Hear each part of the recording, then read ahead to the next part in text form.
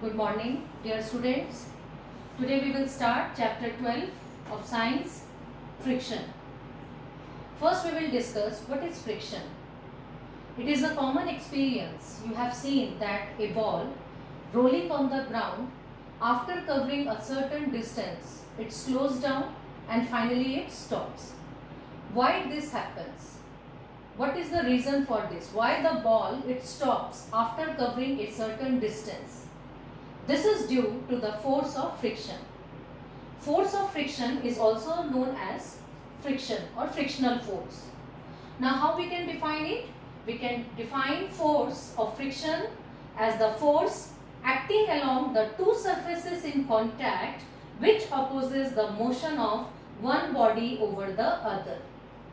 So force of friction, it acts between the two surfaces in contact and it always acts in the direction opposite to the direction of the motion of the object. It can be easily understood by the examples like, for example, in the first case, this is a wooden block, suppose a wooden block, and we apply the force in the right direction, then the frictional force will act in the left direction. And if the applied force is acting along the left direction, then the frictional force will act towards the right direction. So the force of friction and the applied force are always in the direction opposite to each other. Now we will discuss about the different kinds of friction. There are mainly three kinds of friction: static friction, sliding friction and rolling friction. We will discuss static friction. First we will discuss about the static friction. Now, to understand the static friction, let us consider that a girl is trying to push a heavy box. She is not able to move the box as the box is very heavy. When the box is pushed, the base of the box and the floor rub against one another, due to which the force of friction arises.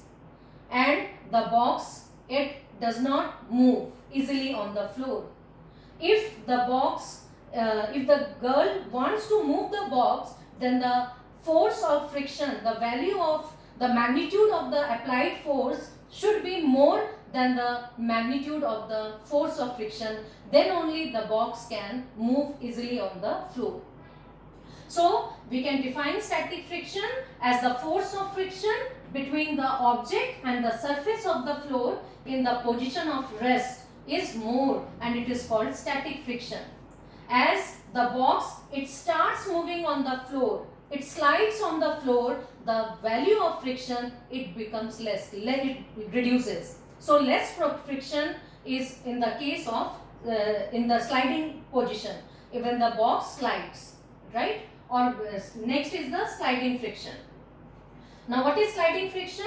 It is the force of friction between the object and the surface of the floor in the sliding position is less, and it is called the sliding friction.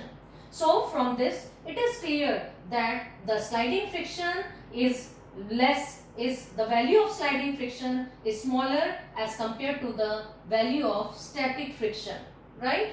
Now what is rolling friction? The third is the rolling friction. Rolling friction, the force of friction between the two surfaces in contact when one of them is rolling over the other is called rolling friction. So rolling friction is further, its value is less than the sliding friction, and sliding friction is, the value of sliding friction is further less than the static friction. So it is clear that when the object is at rest, then the value of friction will be more as compared to the object in motion, right? Now we will discuss about the causes of friction. Now what is the cause of friction? The main cause of friction is the roughness or the irregularities of the surfaces in contact. For example, see in this figure, suppose there are two blocks, block A and this is block B. Now try to slide block A over the block B. It is difficult to slide the block A over the block B. Why? Because of the roughness, because of the irregularities.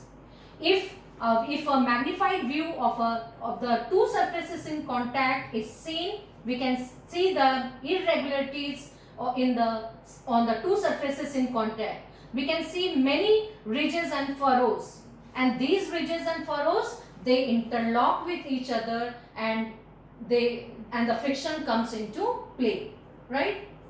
So the main cause of friction is the irregularities or the roughness of the two surfaces, right? And smoother, it is due to the roughness. This point we have already discussed. And the second point is that smoother the surface, less is the friction, and deeper the irregularities, more is the friction. So no surface is perfectly smooth, right? And the smoother the surface will be, the value, the friction will be less, and deeper the irregularities, more will be the friction. I hope you have understood the topic. Thank you.